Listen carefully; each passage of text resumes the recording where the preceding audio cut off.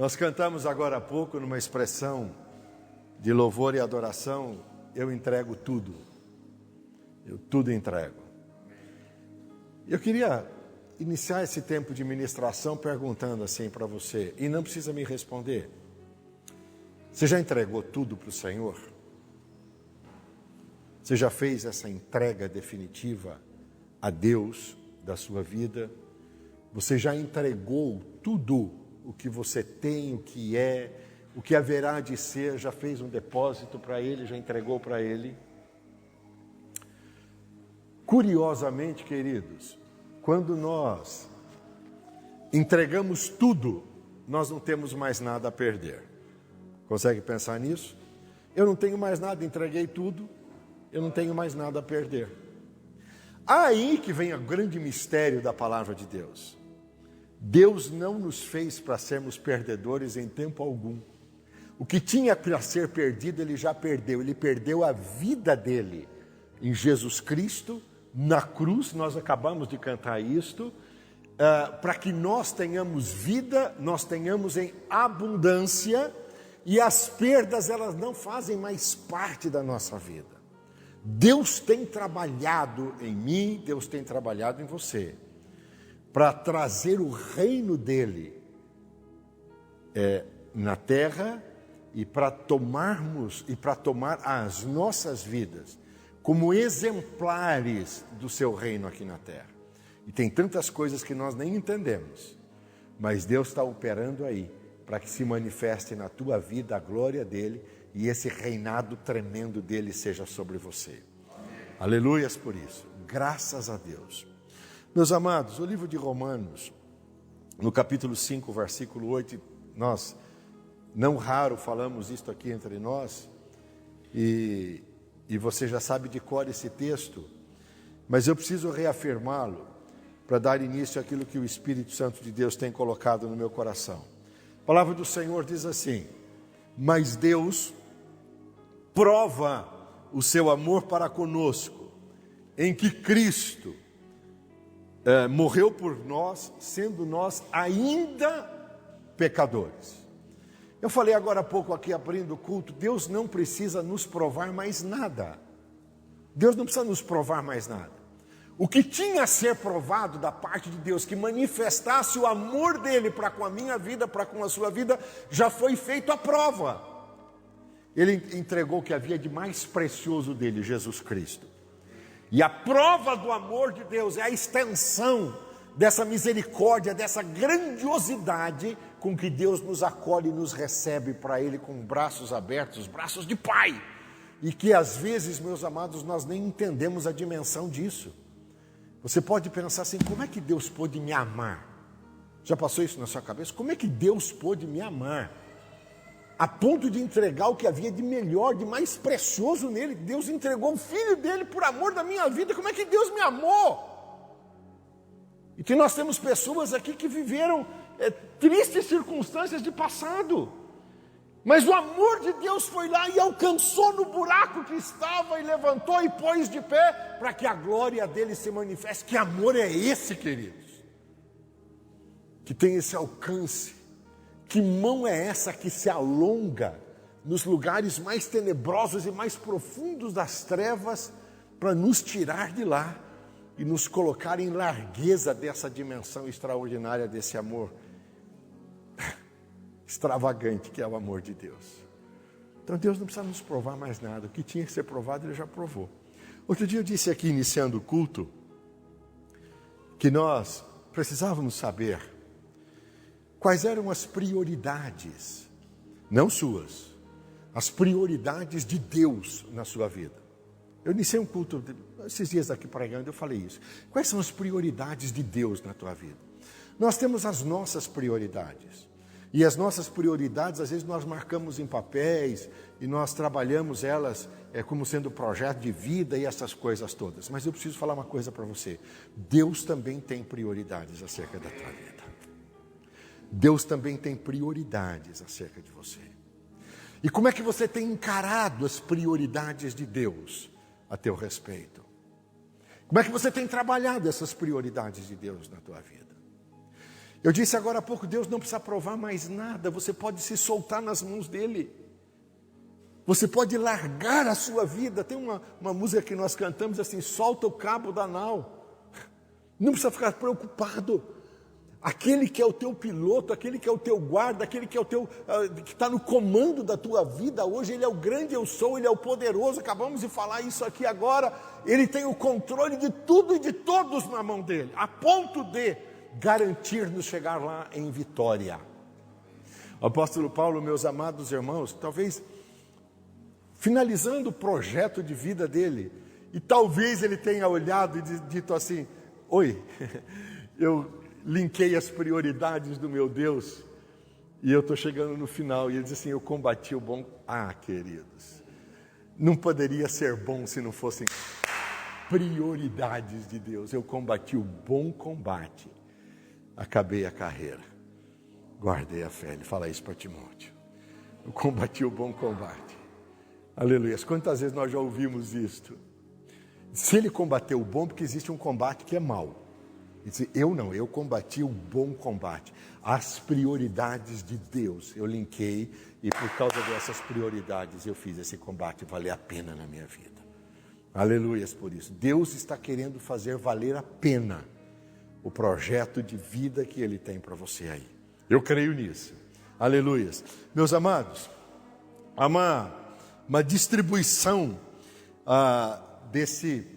dessa bondade, desse amor extravagante de Deus, há uma distribuição desse amor na nossa vida e no nosso coração. A palavra do Senhor diz que o Espírito Santo de Deus, ele tem uma incumbência da parte do Pai, de derramar sobre nós esse amor. O amor de Deus, ele é derramado nos nossos corações através do Espírito Santo de Deus.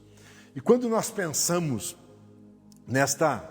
eu vou dizer assim, nessa imersão de amor, nesta unção de amor, nessa potencialidade do amor de Deus, nós nos sentimos muito pequenininhos, porque foi de uma forma tão grande, tão incomensurável que Deus nos alcançou. E tão pequenos que éramos, e tão desprezíveis até, mas fomos amados a ponto de termos sido resgatados por esse tremendo amor do Pai. Meus amados, nós podemos pensar em algumas circunstâncias, quem sou eu?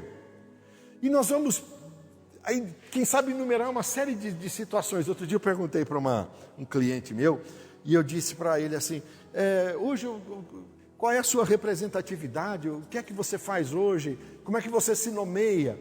E ele começou a linkar então os doutorados dele, ele veio de cima para baixo, assim, foi linkando os doutorados dele, e aí ele parou na formação universitária. Eu falei assim, e antes disso, falei para ele, né? Eu falei, e antes disso, aí falou rapidinho lá, eu queria só falar uma coisa para você. Quando Deus trabalha a nossa vida, e melhor dizendo, o trabalhar de Deus na nossa vida, ele envolve, meus amados irmãos, que um dia o Senhor Jesus Cristo, ele veio de uma forma tão bendita e tão poderosa, que a palavra do Senhor diz que ele veio como que de baixo e colocou os nossos pés sobre uma rocha. Ele colocou os nossos pés sobre uma rocha. A obra do Pai sobre a nossa vida, ela vem de baixo, ela nos tira das trevas e ela nos coloca nesse lugar excelente que é essa rocha chamada Cristo. E Ele coloca os nossos pés ali e Ele vai nos levantando para a glória dEle. Deus não vem de cima de baixo, Ele vem de baixo para cima. Ele visita os lugares mais profundos do nosso coração, para dali, meus amados irmãos, alavancar essa obra poderosa que Ele tem sobre nós. Quantos creem nisso? Amém. E Deus tem uma obra poderosa para fazer na tua vida, e Ele vai fazer, e não há quem possa impedir o realizar de Deus. Nós vivemos num momento, meus amados irmãos, de um turbilhão de conceitos religiosos. Um turbilhão de conceitos religiosos. Você pode ligar a sua televisão hoje, você pode baixar aí nos aplicativos, e você ouve palavras e mensagens, é um negócio assim É espetacular até o que a tecnologia faz pela gente, mas é um turbilhão de conceitos, às vezes de doutrinas, de conhecimentos, às vezes não bíblicos, às vezes até antibíblicos, mas é um turbilhão de coisas que estão acontecendo e parece que a nossa mente é envolvida com tudo isso, né? São essas tantas falácias, né? Em cima de evangelho, em cima de Bíblia, em cima de igrejas, em cima de pastores, é tanta coisa que às vezes nós nos perguntamos, meus amados, eu não sei se você tem esse expertise, de vez em quando perguntar assim, quem é Jesus na minha vida? Por que eu estou dizendo isso? A religião, ela não é maior do que Jesus Cristo. A religiosidade não pode ser maior do que Jesus Cristo. A potencialidade do nome da igreja não pode ser maior do que Jesus Cristo. E o que nós vemos hoje, meus amados, às vezes são nomes, são placas enormes, são pastores famosos, tantas coisas acontecendo, que a gente diz assim, nossa, e onde é que está Jesus em tudo isto? E nós precisamos ter isto vivo no nosso coração e trazer o Senhor Jesus Cristo no trono que lhe é devido na nossa vida e no nosso coração. Jesus tem um trono na tua vida. Ele precisa ocupar um lugar de honra no teu coração. E eu não posso falar isso por você, ou então fazer isso por você, mas você pode dizer para Deus, Deus, eu tenho um lugar de honra para colocar o Senhor Jesus Cristo sobre a minha vida. Esse que foi morto por mim no Calvário, esse amor que foi provado, e o Senhor não precisa provar mais nada. Hoje eu quero que Ele tenha um lugar de honra na minha vida. Eu quero identificar verdadeiramente quem Ele é para mim. Os teus filhos precisam dessa referência tua, filho. Meu amado irmão, os teus filhos precisam dessa referência tua. Saber quem é o Jesus a quem você serve. Não é a placa da igreja, não é o pastor que você segue. Não são os aplicativos que estão bombando por aí que você vai trazer como referência para os teus filhos. E não é esse o teu legado.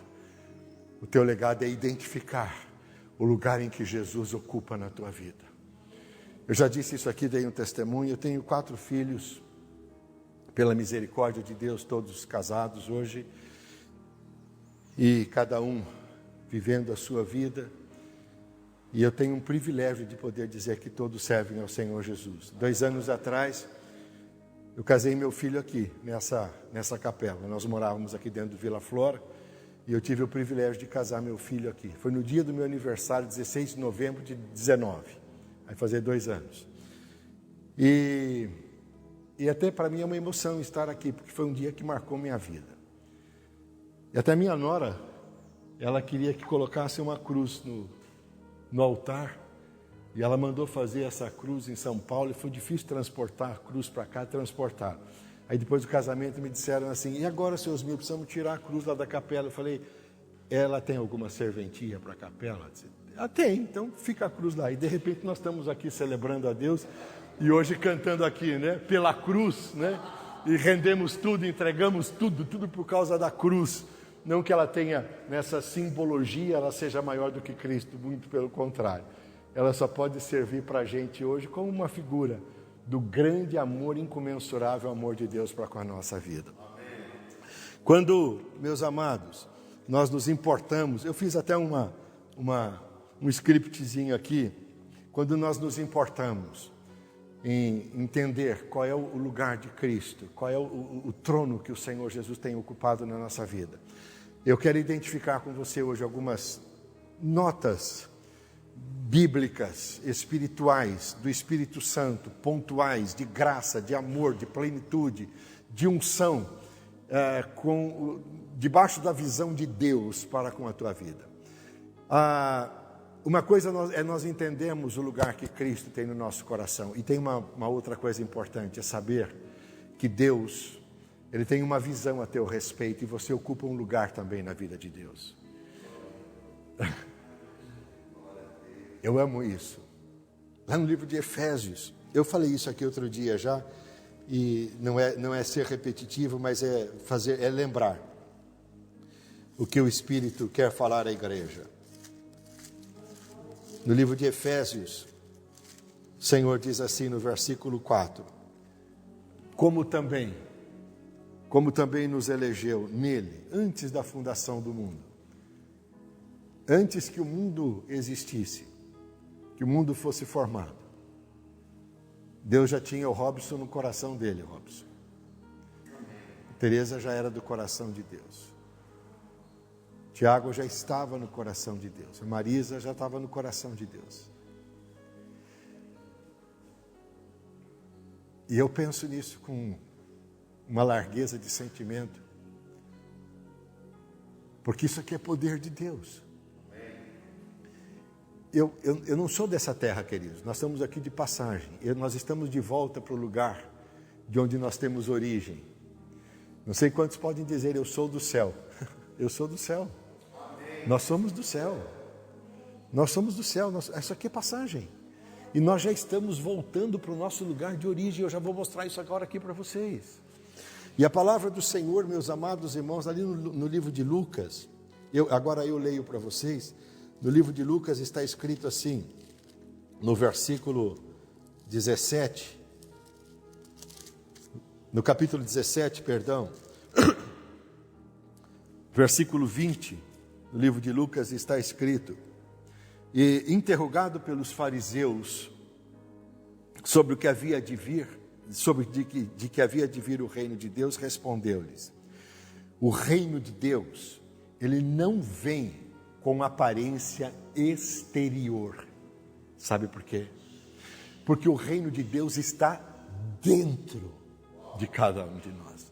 Ele não vem com aparência exterior, queridos. Só que tudo vai se corromper, daqui a pouco tudo isso aqui vai deixar de existir. O reino de Deus é para a eternidade. Você foi chamado para viver a eternidade com Cristo. O dia que você levantou a tua mão para dizer para Deus: Deus, eu quero receber Jesus como meu Salvador, eu abro a minha vida, escancaro o meu coração, e eu quero tê-lo como meu único Senhor, como meu único Salvador, como suficiente sobre a minha vida. Você deixou de ser deste mundo e passou, você linkou a sua vida com a eternidade de Deus e para sempre, aleluias. E a palavra do Senhor diz assim: de eternidade em eternidade tu és Deus. Quer dizer, você vai morar com Ele e a plenitude da glória dEle se cumpre sobre a sua vida. Lá no livro de Eclesiastes, queridos, eu leio para você, livro de Eclesiastes, uma palavra bem gostosa, para a gente prefigurar isto. A palavra do Senhor diz assim, eu achando aqui rapidinho a gente já lê. A palavra do Senhor diz, Eclesiastes capítulo 3,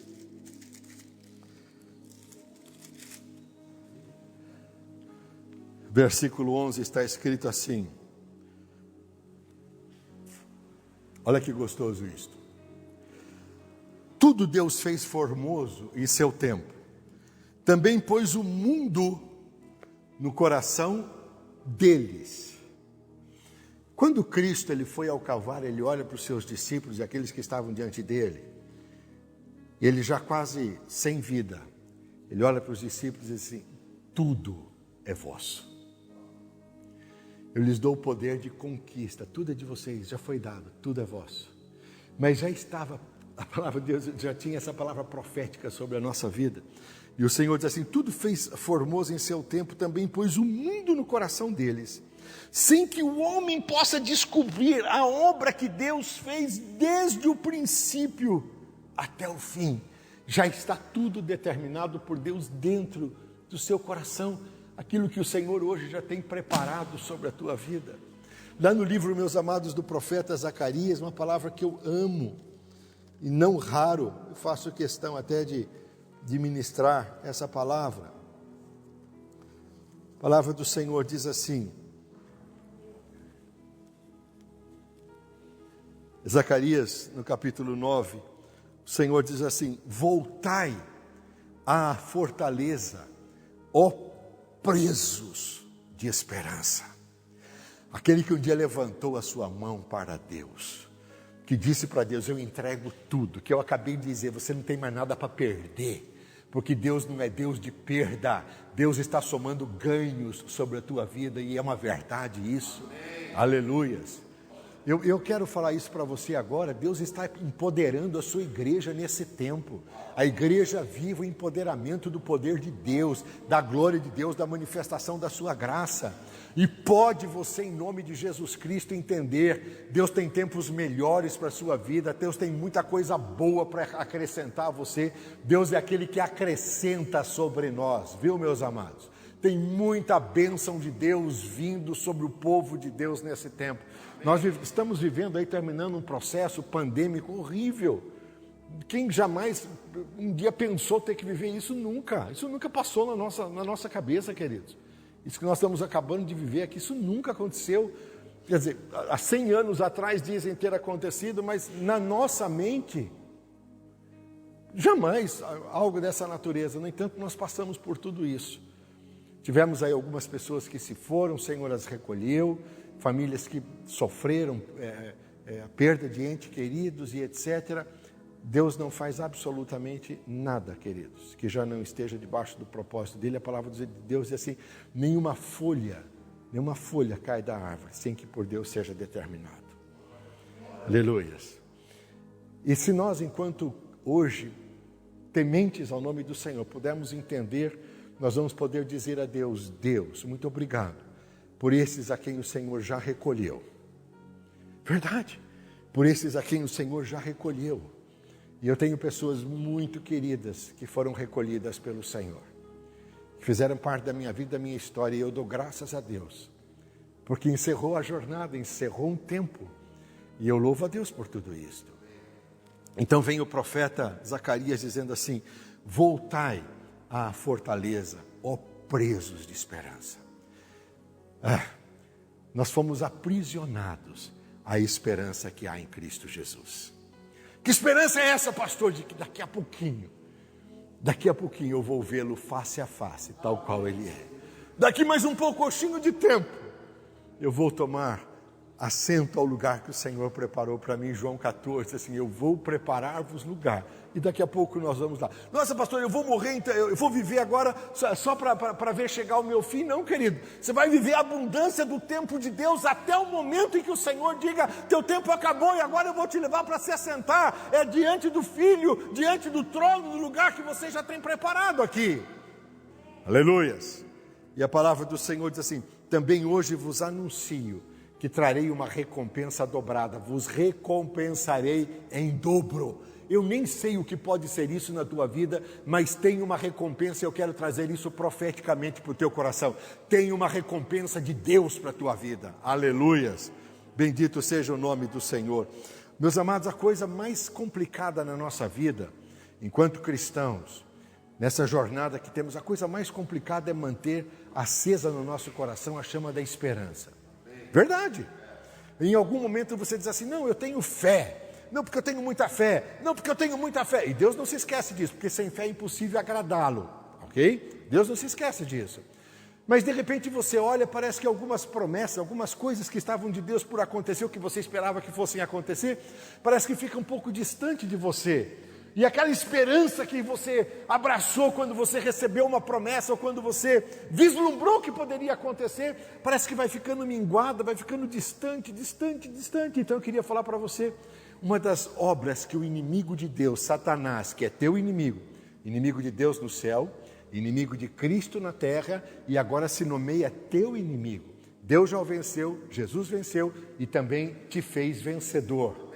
Então, o diabo, ele já é vencido pelo poder de Deus que opera em você. Aleluias. Só para a gente pontuar isso. Então, esse mesmo Deus que já nos deu esta vitória, Ele quer manter avivada no nosso coração essa esperança. E a esperança é esse lugarzinho onde, às vezes, o inimigo ele quer mexer. Quer fazer ela ficar minguada no teu coração. Mas o livro de Provérbios diz assim: não será malograda a nossa esperança em Deus. Aleluia! Bendito é o nome do Senhor. Quer ver que palavra gostosa? O Senhor, eu já estou encerrando, o Senhor vem e fala conosco no livro do profeta Jeremias. Uma palavra tremenda de Deus. O Senhor diz assim, se eu achar lá rapidinho aqui, mas eu já acho já. O Senhor diz aqui assim, ok. Bendito o varão que confia no Senhor e cuja esperança é o Senhor. Não diz está no Senhor, nem que esteja em qualquer outra coisa, e cuja esperança é o Senhor. Então eu quero dizer para você, se em algum momento o inimigo veio para fenecer, para tirar, para fazer fenecer essa esperança no teu coração, eu quero dizer, ele não pode contra o poder da presença de Deus através do seu Espírito sobre a sua vida. É bem-aventurado o homem cuja esperança dele é o próprio Deus. Aleluia. Então Deus está em você, Ele é a sua prioridade, as prioridades dele estão linkadas na sua vida. Então não se preocupe, você é bem-aventurado e a esperança da tua vida que está em Deus, ninguém poderá tirar de você.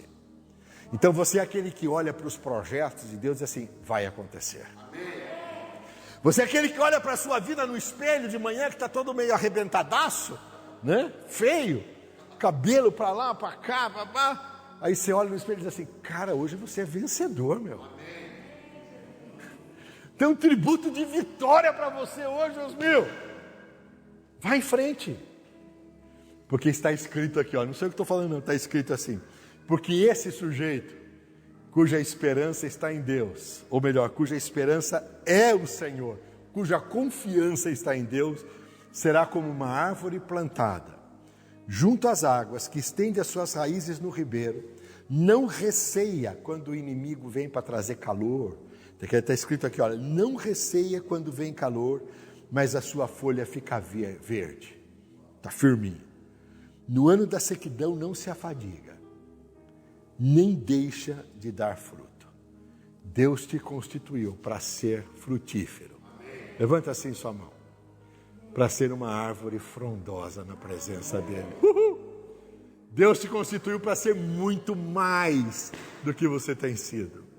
Deus te constituiu para você poder alargar os teus campos e produzir efetivamente os frutos que Deus já tem ordenado que você possa dar. Amém. Você é uma árvore frutífera para Ele, pois será como árvore plantada junto ao ribeiro das águas, que estende as suas raízes para o ribeiro, quer dizer, tem alimento em todo o tempo. Não receia quando vem os bochichos, quando vem calor, quando vem um para dizer assim, você está fracassado, você o seu negócio, a sua empresa, esquece tudo isso, filho.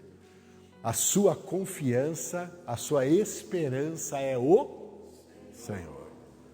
Eu não estou esperado na economia do país, eu não estou esperando que o Bolsonaro faça, não estou esperando não estou esperando de ninguém.